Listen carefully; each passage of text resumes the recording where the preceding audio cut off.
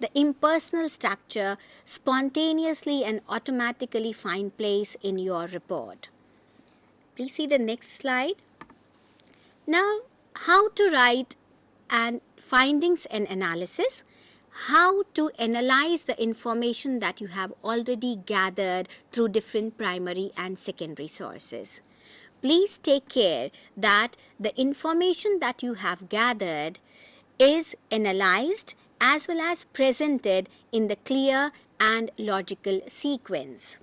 For example, if you have gathered information by personally visiting the location, interviewing the informants, gathering information from the secondary sources, that is the records or the websites of the organization, then the sequence of presenting the information in findings and analysis should be the same in which you have gathered information.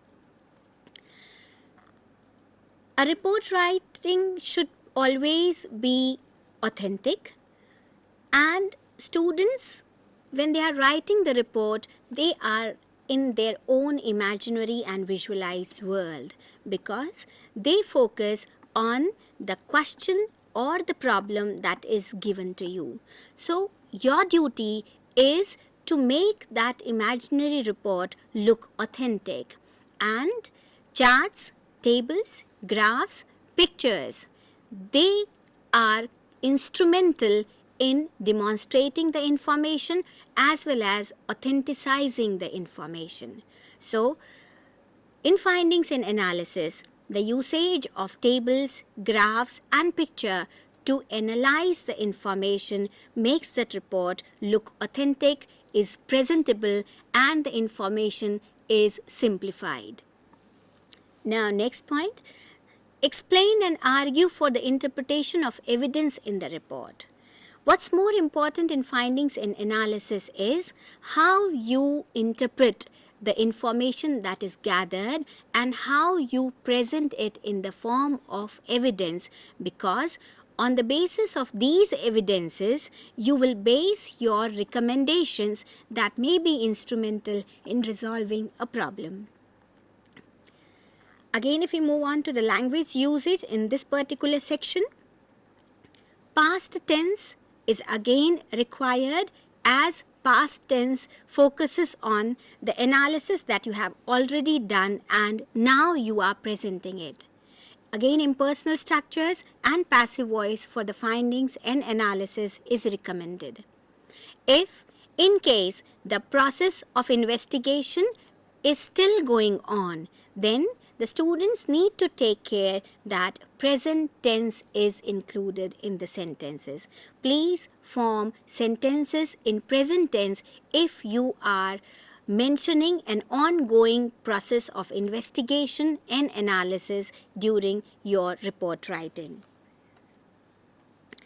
Now, we move on to the next section, how to write a conclusion. A conclusion is a summary or the overall idea of the report is presented through conclusion.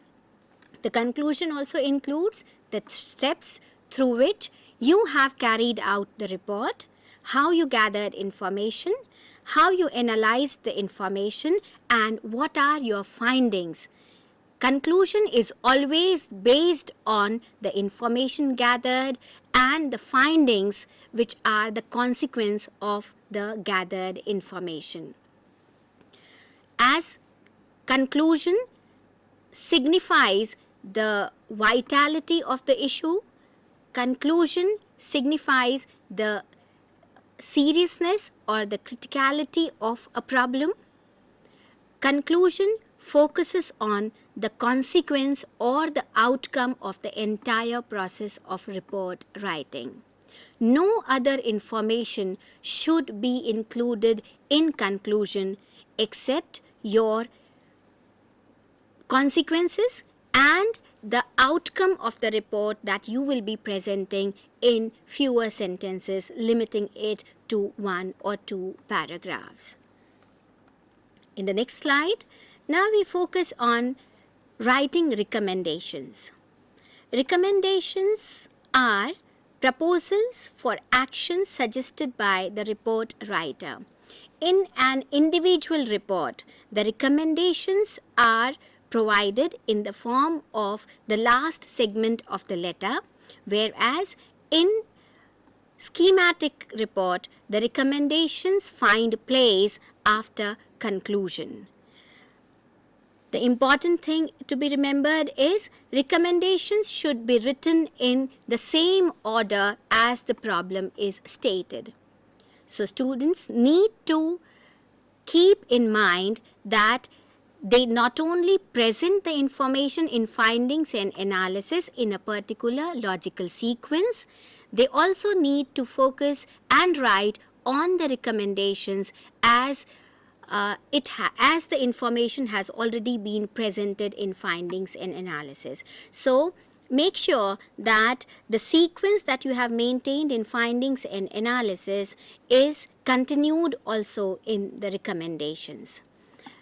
Proper numbering of recommendations, proper sequencing of the recommendations according to their objectivity is a must.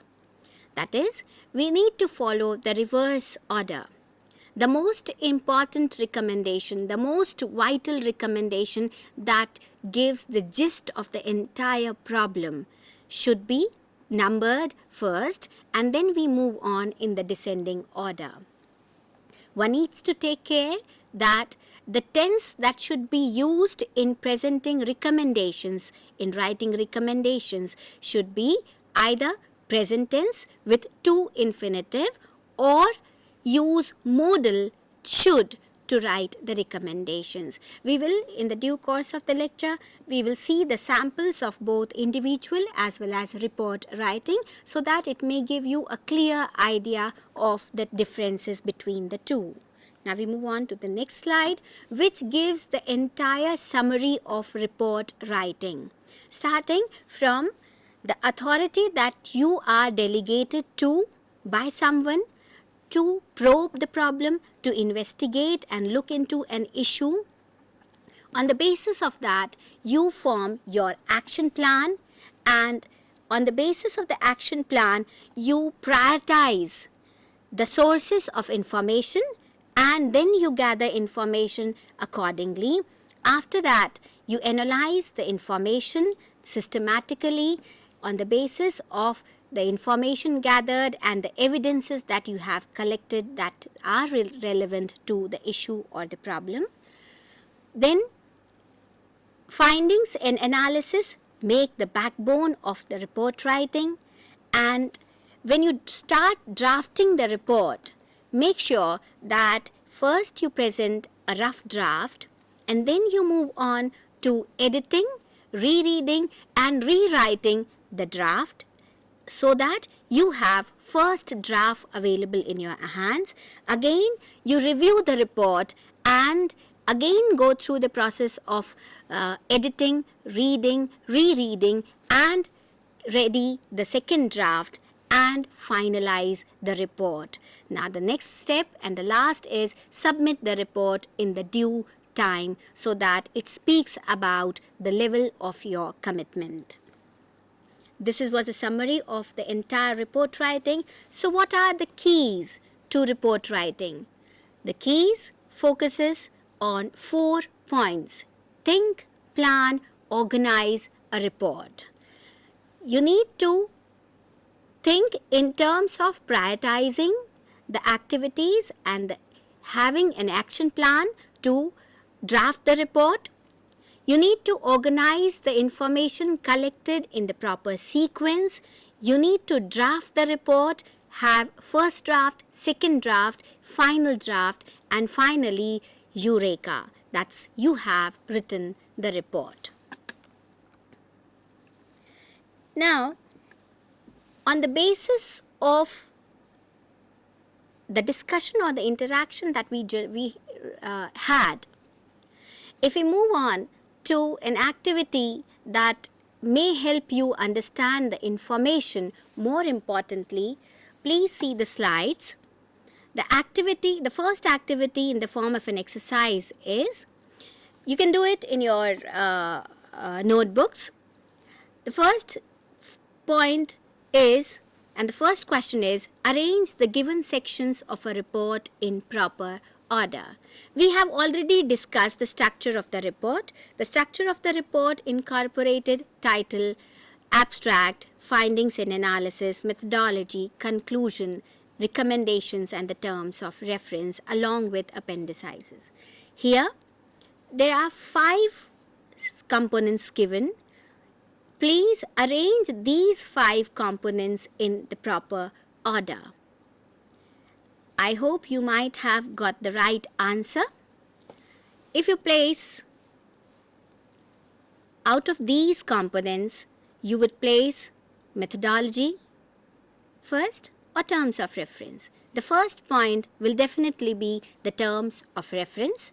Then the second section after terms of reference will be methodology of gathering information. If we move on to the third point in the sequence, we have findings and analysis.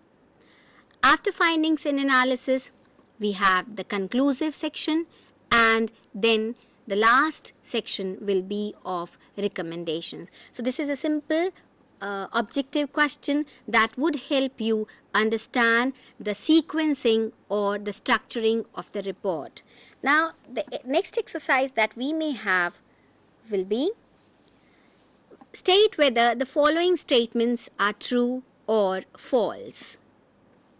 This exercise and the statements given here are already based on the discussion we had and the interaction we had in the presentation.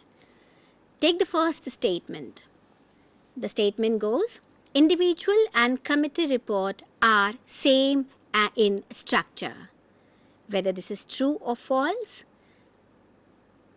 This is false. Individual report is written in the letter format. Committee report is written in the schematic format. Second statement, a committee report is always written in the schematic form. State whether this is true or false. Yes, this is true. Committee report is always written in the schematic form. If we take the next statement, the statement goes, a committee report must be signed by all the members. Definitely, the statement is true because all the members, including the chairperson, need to authenticize the report. The last statement goes, an individual report may be in the letter form or the schematic form. This is false, as the individual report may be in the letter format. This is the end of our presentation. Now I would like to show you the samples of the individual as well as the committee report. Please wait for a few seconds so that I may give you the samples of individual and the committee report, which you may have on your slide in the form of the Word document. Students, please pay attention to the slide that will be there on your screen. Shall we have the individual report on the screen, please? Let's see. This is the sample of an individual report which is written in the form of a letter. The report goes, first, as we have already looked into the structure of the report, the date, the receiver, that is the managing director of Opaque Tiles.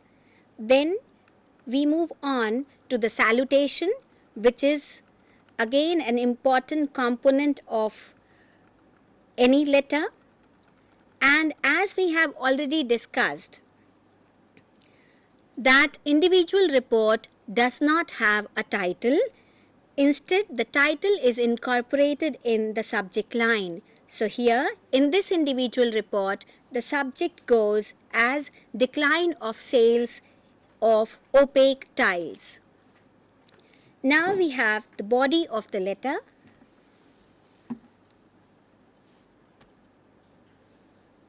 The body of the letter first introduces the task or the assignment, and the terms of reference that we have already studied and discussed earlier. The first paragraph signifies who was given the authority by whom, what was the issue, and when will the report writer submit the report. In the para 2, as this report deals on the decline of sales of opaque tiles in the last 2 years, that is till August 2010, the report writer in the second paragraph focuses on the causes of decline in the sales of tiles in the market. So the causes are discussed sequentially and logically. In the third paragraph, the report writer focuses on the conclusive part and provides information regarding the comprehensive decline due to the market factors and the change in taste of the customers, and then move on consequently to the recommendations.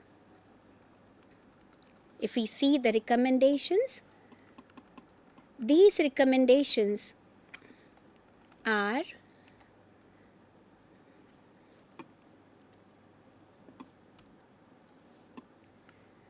written in